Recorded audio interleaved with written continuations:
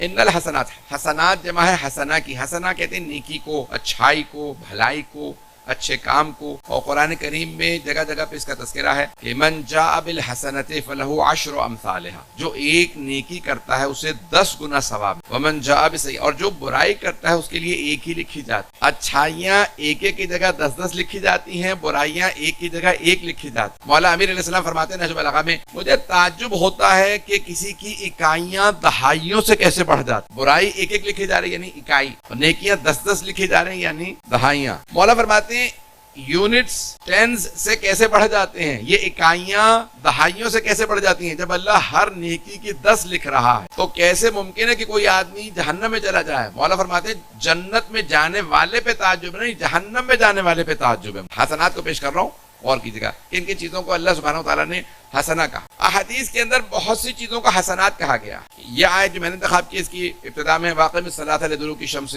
غسق اللیل، یعنی یہ مختلف انداز سے اللہ نے قرآن کریم میں پیش کیا. اور جب دن چڑھ رہا ہو، دن کا اختتام ہو رہا ہو تو نماز قائم کیجئے، بے شک کہ نیکیاں برائیوں کو کھا جاتی ہیں. نماز کو حسنہ کہا گیا. عزیزان گرامی، مسکرا کے دیکھنے کو احادیث میں حسنہ قرار دیا گیا، صدقے کو حسنہ قرار دیا گیا ہے. راہ خدا میں صدقہ تو ترد البلا، صدقہ برائیوں کو ٹالتا ہے. انسان جو صدقہ دیتا ہے تو وہ عام طور سے انسان بہت زیادہ کوئی بڑی رقم نہیں دیتا، حقیر سی رقم دیتا ہے صدقے کے اندر. حدیث میں 5 چیزیں وہ پیسہ ہاتھ سے جاتے ہوئے کہہ کے جاتا ہے. سب کچھ پیش نہیں کروں گا، اشارے کر رہا ہوں. جب وہ حقیر سا پیسہ جا رہا ہوتا ہے تو وہ یہ کہتا ہے میں حقیر تھا، تو نے مجھے باعظمت بنا دی کیونکہ اب میں اللہ سے منسوب ہو گیا ہوں. پھر وہ صدقہ جاتے میں کہتا ہے میں ختم ہونے والا تھا، تو نے مجھے بقا دے دی. کیونکہ ہر چیز فنا ہو جاتی ہے لیکن جو راہ خدا میں کام ہوتا ہے اسے فنا نہیں ہوتی، اسے بقا ہوتی. میں تیرا دشمن تھا، پیسہ دشمن بن جاتا ہے نا انسان کے لیے. پیسہ میں تیرا دشمن تھا، تو نے مجھے اپنا دوست بنا لیا. جب آپ راہ خدا میں دے دیں تو وہ چیز دوست بن جاتی ہے. سیئہ گناہ برائی دشمن ہے، حسنہ نیکی اچھائی دوست ہے. لیکن کئی مرتبہ افراد کو اچھائی برائی میں تمیز پیدا نہیں ہوتی. یہ کام جو کر رہا ہوں آیا یہ اچھائی ہے یہ برائی ہے، یہ تمیز پیدا، یہ بصیرت پیدا کرنا بہت بڑی سعادت. آئیں ذرا پیش کر رہا ہوں حدیث کی روشنی میں. مجھے نہیں معلوم کتنا مجمع ہے میرے ساتھ اور کتنے افراد نہیں ہیں، وقت زیادہ نہیں ہے، مجھے بات کو مکمل کرنا ہے. تو بہت سی چیزوں کو حسنہ کہا گیا. سب سے جو بڑی بڑی زندگی میں کام آنے والی چیزوں میں سے ماں باپ کے ساتھ نیکی کرنا ہے. آگے جا کے پیش کروں گا. لیکن حدیث نبوی میں ہے حب علی حسنہ، علی کی محبت حسنہ ہے، نیکی ہے. اور بعض حدیث میں صرف یہاں پہ حدیث رکتی نہیں، لا یضر معہ سیئہ، ایسی نیکی ہے جس کے ساتھ برائی نقصان نہیں پہنچاتی. بہت سے لوگ پریشان ہیں. ایک اور حدیث میں ہے حب علی یاکل السیئات کما تاکل النار الحطب، علی کی محبت برائیوں کو ایسے کھا جاتی ہے جیسے آگ سوکھی لکڑی کو. مجھے نہیں معلوم کتنے لوگ ہیں.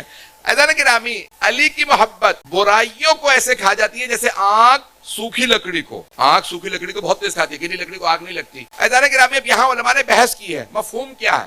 آیا مولا امیر علیہ السلام کی محبت بڑھتی رہے گی، گناہ بھی بڑھتے رہیں گے اور یہ محبت گناہوں کو کھاتی رہے گی؟ نہیں، بلکہ اگر مولا علی کی محبت بڑھے گی تو برائیاں خود بخود کم ہوتی چلی جائیں گی. مولا علی کی محبت خود بخود برائیوں سے بچاتی ہے. عزیزان گرامی، جیسے قرآن کریم کی آیت ہے کہ ان الصلاۃ تنہی عن الفحشاء والمنکر، نماز برائیوں سے بچاتی ہے. اگر آپ کی نماز برائیوں سے بچا رہی ہے تو علامت ہے کہ نماز قبول ہو رہی ہے. اور اگر کوئی آدمی کہتا ہے میں علی ابن ابی طالب علیہ السلام کی محبت رکھتا ہوں، برائیوں سے دور ہونا بچائے، بتائے گا کتنی محبت رکھتا. عزیزان گرامی، یہ الفاظ کئی جگہوں پہ استعمال ہوئے. حسنہ اچھائی، یہ لفظ حسنہ، حسنات ان الحسنات یذھبن السیئات، بے شک یہ اچھائیاں برائیوں کو دور کر دیتی ہیں. اور بہت سی اچھائیاں ایسی ہوتی ہیں کہ جو انسان ایک اچھائی کرتا ہے. تھوڑا سا میری ایک محنت سن لیجیے گا، میں اچانک ایک مثال آپ کے سامنے پیش کرنے والا ہوں. میں نے شاید کراچی میں یہ مثال پہلے پیش نہ کی ہو.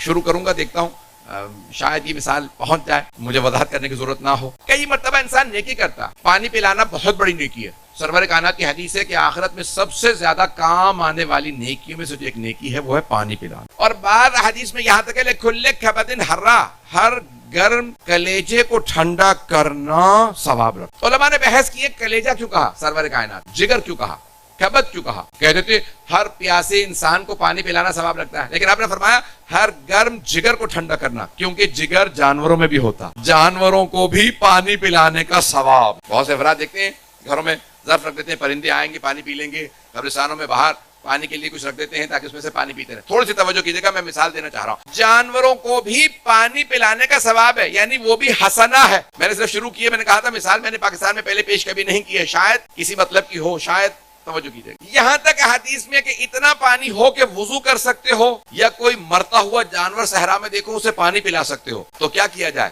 وضو کر لوں کیونکہ نماز واجب ہے, یا اس جانور کو پانی پلا دوں جو مر رہا ہے. کہا اگر وہ نجس العین ہو یا رسول اللہ, کتا ہو مثال کے طور پہ, تو کہا پھر بھی اس کتے کو وہ پانی پلا دو اور تیمم سے نماز پڑھ لو. پتہ نہیں لوگ ہیں یا نہیں ہیں. جانور کے ساتھ بھی نیکی حسنہ ہے, نیکی ہے. توجہ, شاید میری مثال پہنچ جائے, میں بات کہاں لے جانا چاہ رہا ہوں تھوڑی سی توجہ کر لیجیے گا. جانور کے ساتھ بھی نیکی ہے. میں نے جانور کو پانی پلایا, ایک مرتبہ نہیں, میں نے جانور کو نہیں, کسی انسان کو پانی پلایا, چاہے وہ ہندو ہو, سکھ ہو, عیسائی ہو, انسان ہے. انسان کا احترام جانور سے زیادہ ہے. مجھے نہیں معلوم میری بات پہنچ رہی ہے نہیں پہنچ رہی. عزیزان گرامی, جانور سے بہتر کہ انسان مدد کر دے. انسان مر رہا ہے, جانور مر رہا ہے, کس کو پانی پلائے گا؟ انسان کو. محترم ہے. اور اگر انسان بھی کئی افراد ہو, توجہ, ایک مرتبہ کوئی گنہگار ہے, کوئی مرتبہ نیک انسان کسی نیک کی جان بچا لے, کسی بزرگ کی جان بچا لے, کسی محترم انسان کی جان بچا لے, اس کا ثواب زیادہ.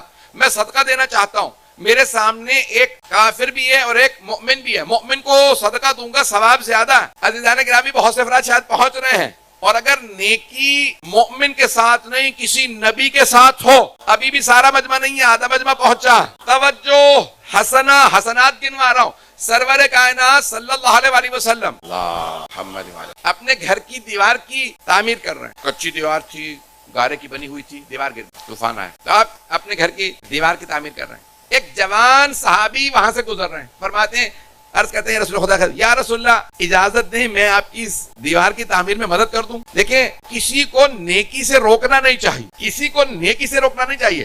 سرور کائنات کی مدد کرنے لگا, بہت بڑی نیکی کر رہا ہے, حسنات کر. ایک مرتبہ صحابی نے کہا, یا رسول اللہ آپ کی مدد کرنا چاہتا ہوں دیوار بنانے میں. آپ نے کہا اجازت. کہا یا رسول اللہ میں اینٹیں رکھتا جاؤں گا, آپ گارا لگاتے. وہ جوان اینٹ اٹھاتا رکھ دیتا, رسول خدا فوراً وہاں پہ جو پرانا مٹی سے بناتے تھے دیواریں, جیسی دیوار مکمل ہوئی, سرور کائنات نے فرمایا, جو چاہو مجھ سے مانگ لو, جو چاہو مانگ لو, میں عطا کروں گا. جوان نے کہا, یا رسول اللہ آپ نے جو شہادت کا مقام بیان فرمایا ہے میں مسلسل سنتا رہا ہوں, میرے لیے یہ دعا کر دیجیے مجھے شہادت نصیب ہو. سرور کائنات نے ہاتھوں کو بلند کیا. نبی اور امام کی سب سے بڑی نشانی یہ ہے ان کی دعا رد نہیں ہوتی. 8ویں امام سے پوچھا گیا نا کہ مولا علامت کیا ہے, کوئی دعویٰ کر دے میں امام ہوں, میں نبی ہوں, اب تو نبوت ختم ہو گئے, امام کا کوئی دعویٰ کر دے تو پتہ کیسے چلے یہ ہے یا نہیں ہے, پہنچا ہوا. امام نے کہا پہلی اس کی علامت ہوتی ہے علم. کبھی یہ نہیں کہے گا پوچھ کے بتاؤں گا, دیکھ کے بتاؤں گا, پتہ نہیں لوگ ہیں یا نہیں ہیں. جہاں سے سوال جیسے ہی آئے گا اسی وقت جواب دے گا. دوسری دعا, اور امام نے نشانیاں بتائی ہیں, وقت نہیں. عزیزان گرامی, امام نے فرمایا کہ دعا معصوم علیہ السلام کے معصوم ہونے کی سب سے بڑی نشانی ہے. معصوم کی دعا کبھی رد نہیں ہوتی. توجہ, امام زمانہ کی دعا رد نہیں ہے. پتہ نہیں ہم شامل ہیں یا نہیں ہیں, امام کی دعا رد نہیں ہے. عزیزان گرامی, ایک مرتبہ سرور کائنات نے ہاتھوں کو بلند کیا, کہا پروردگارا میرے اس نوجوان نے, میرے بچے نے دعا کے لیے کہا ہے, شہادت نصیب فرما. اگلے ہی غزوے میں وہ شہید ہوئے. توجہ عزیزان گرامی, نیکی ہے, لیکن وہی نیکی رتبے کے لحاظ سے بدل جاتی ہے. پتہ نہیں لوگ پہنچ رہے ہیں نہیں پہنچ رہے. جتنا بڑا رتبہ ہوگا میری وہی نیکی ثواب اس کے حساب سے ہوگا. ایک مرتبہ میں اپنے ہی بچے کے لیے کام آتا ہوں, ایک مرتبہ ماں باپ کے کام آتا ہوں, ایک مرتبہ کسی بہت محترم رسول خدا کی قریبی ہستی کے کام آتا ہوں, ایک مرتبہ خود سرور کائنات کے کام آتا ہوں. ان سب ایک ہی نیکی کا ثواب الگ الگ ہے. توجہ, نیکی کا ثواب الگ الگ. یہ تو اللہ نے ہمیں اہل بیت علیہ السلام کی عظمت سمجھائی. اگر ان کے کام آؤ گے تو تم ان کے کام نہیں آئے. اگر کوئی ان کے ساتھ کربلا چلا گیا تو وہ کربلا نہیں گیا, اس نے دین کے ساتھ نیکی کی ہے, اور دین کے ساتھ نیکی کی جزا اللہ عطا کرتا ہے. پتہ نہیں لوگ ہیں یا نہیں ہیں. عزیزان گرامی, اگر کوئی جناب مولا کائنات کے ساتھ کھڑا ہو رہا ہے, رسول خدا کے ساتھ, مولا کائنات کے ساتھ, امام حسن امام حسین کے ساتھ, تو اس نے ان کے ساتھ احسان نہیں کیا, اپنے پہ احسان کیا ہے. احسان اپنے پہ کیا. کیوں؟ کیونکہ وہ عظمت والی ہستیاں انہیں ضرورت نہیں ہے. کوئی بھی 72 افراد گئے کربلا, کوئی بھی نہ جاتا, مولا حسین پھر بھی کھڑے رہتے. توجہ, رسول خدا کے ساتھ بدر میں 313 تھے, نہ ہوتے پیغمبر پھر بھی کھڑے رہتے. مولا علی کے ساتھ توجہ افراد کم تھے, وہ پھر بھی کھڑے رہتے. مولا حسن پھر بھی کھڑے رہتے. توجہ, 12ویں امام آئے تو ساری دنیا کو معجزے سے فدا کر سکتے ہیں. انہوں نے حکومت اپنے لیے نہیں بنانی، انسانوں کے لیے بنانی ہے. یہ سارے کے ساری ہستیاں اگر یہ مہلت دیں تو یہ مہلت ہمارے لیے ہے.